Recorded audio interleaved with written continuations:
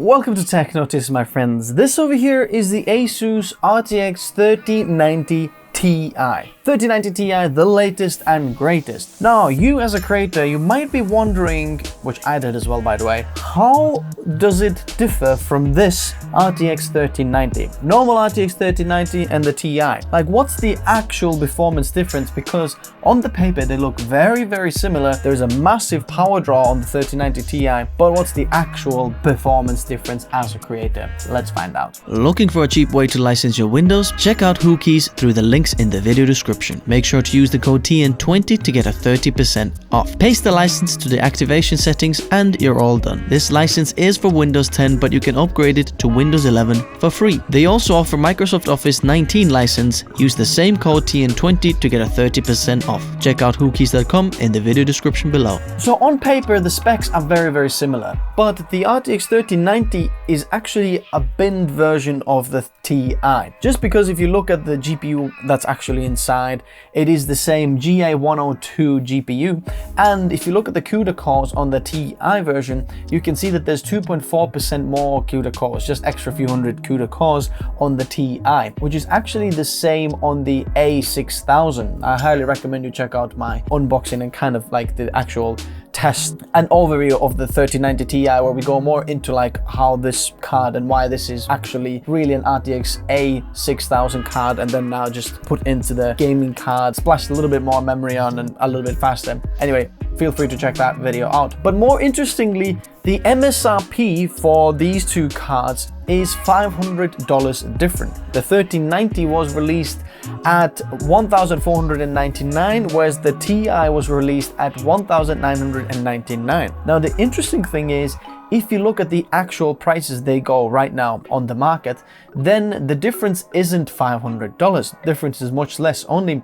maybe $200 to $300, something like that, which is actually 13% rather than 33% difference on the released MSRP, but actually now market value. So then, is the extra $300 worth it on the Ti? Let's dive deeper into it. First of all, my test bench setup is the white Deepcool CK560 build. If you haven't seen that on the channel, it's out there. But the CPU is i7-12700, motherboard Asus B660 Creator D4, DDR4, and for RAM we're using 64 GB of Kingston Fury Beast RGB at 3600 MHz CL18. The cooler is Deepcool Castle 360EX white. The case we're using is Deepcool CK560 white case as well. The SSD, where the OS drive is on, is Samsung 980 Pro 1TB, and the power supply is Deepcool 1000 watt power supply. And obviously the 3090 Ti runs a little bit of newer driver than the 3090, because there was a new driver for the 3090 Ti, obviously because you need the newer one.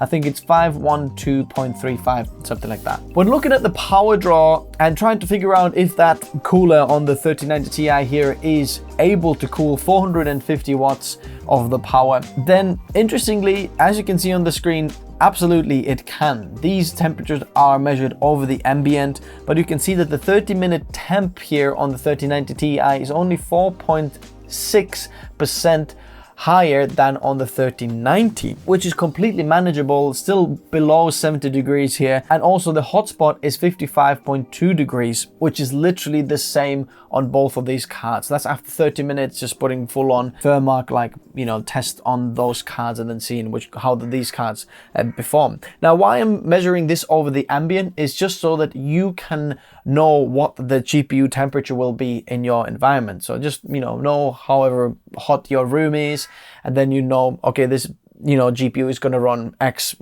degrees. But moving on more to the benchmarks and Geekbench 5, where we check the CUDA, Vulkan, and OpenCL scores first. The 3090 Ti is 9.7% faster in the CUDA scores, 7.4% faster in the OpenCL score, and 23% faster on the Vulkan score. Now, the 3090 on the Asus card here scored a little bit lower than some of the other 3090s on what I've had on the channel. Like we had the Gigabyte Extreme Master, or one of those Aorus Extreme Master 3090s, and that scored higher. But often what I've found with Vulkan scores is that Vulkan scores vary a lot on Geekbench. It's not like in the same ballpark.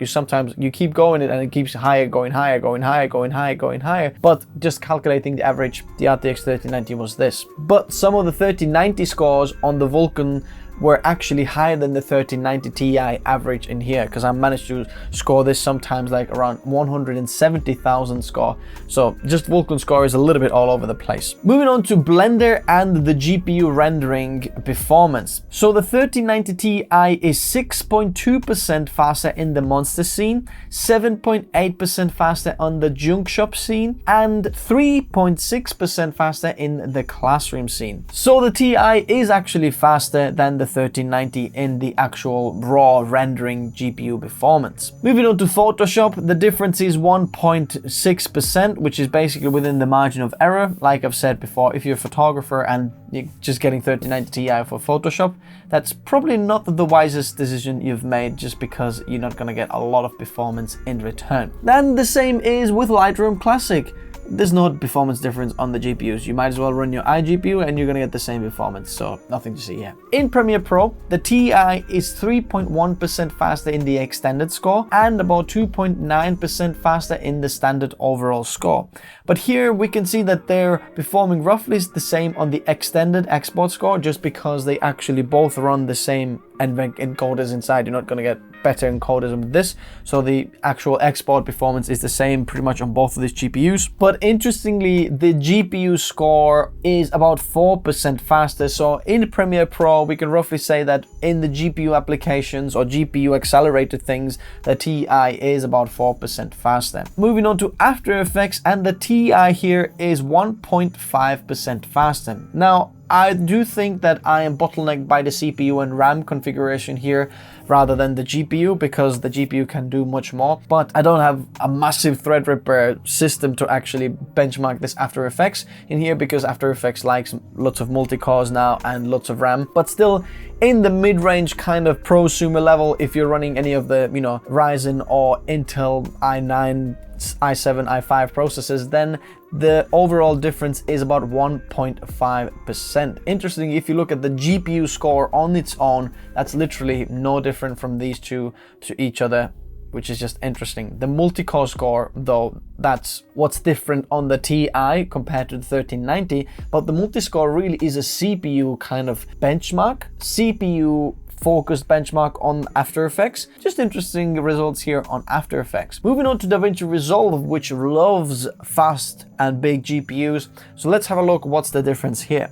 The Ti is 0.8% faster than the 1390, which is not a lot at all. And if you look at the GPU effects, that's about 4.9% faster compared to the 1390. In V-Ray, the Ti is 3.8% faster in the CUDA scores and 5.2% faster in the RTX scores. So then, is the 3090 Ti worth it over the 1390? Now, if you do want the latest and greatest and the best GPU, then yeah, the RTX 3090 is the best created GPU you can get at the moment, especially when it comes to like the 3D rendering or V-Ray, for example, or 3D applications where you need the very fast GPU memory, because the actual GPU memory is running faster as well. The bandwidth is faster on the Ti than the 3090. So if that's important for you, for example, in Maya renders or 3D V-Ray, Blender, something like that, then this is faster.